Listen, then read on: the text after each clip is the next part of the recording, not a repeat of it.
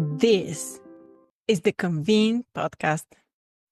More than 700 professionals who work in African American museums and cultural institutions gathered in Charleston last summer for a vibrant exchange of ideas and knowledge.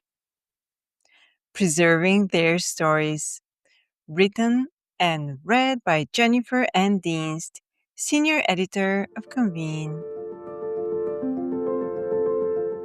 Born during the Black arts movement that flourished in the 1970s, the then-named African American Museums Association was the first to create a national network for professionals in African American museums and cultural institutions, holding its first gathering in Detroit in 1978. Today, the annual conference of the Association of African American Museums, AAAM, has evolved to become the leading national convening for the field, bringing together practitioners, scholars, and partners to strengthen both individual institutions and the broader cultural landscape, said AAM President and CEO Vere Coleman Robinson, PhD.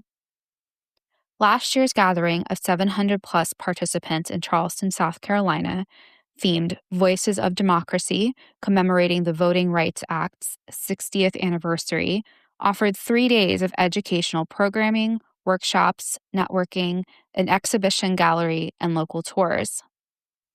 Content explored a variety of topics, from funding and grant strategy workshops to conversations around interpretation and narrative authority. The through line for all of these experiences, said Coleman Robinson, is to create safe spaces for its members to recharge, engage with one another, and share their experiences and exchange ideas that they can implement at their respective institutions.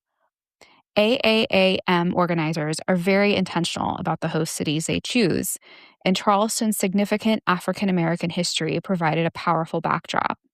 For instance, the International African American Museum, which tells the stories of the tens of thousands of enslaved Africans who arrived at Charleston's Gadsden's Wharf, served as the host institution for AAAM 25, including the opening reception and other curated experiences. What stood out most was how the city itself became part of the narrative, said Coleman Robinson.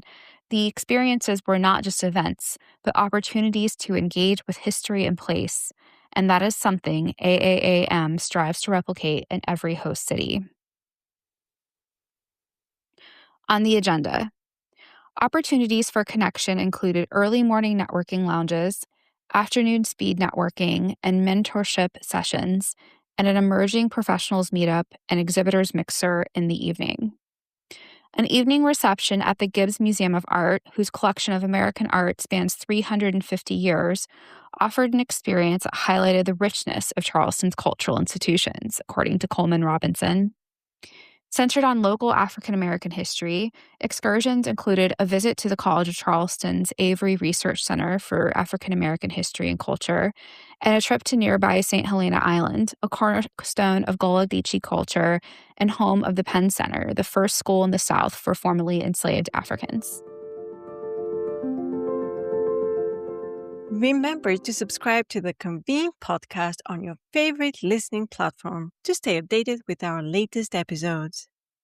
For further industry insights from the Convene team, head over to pcma.org/convene.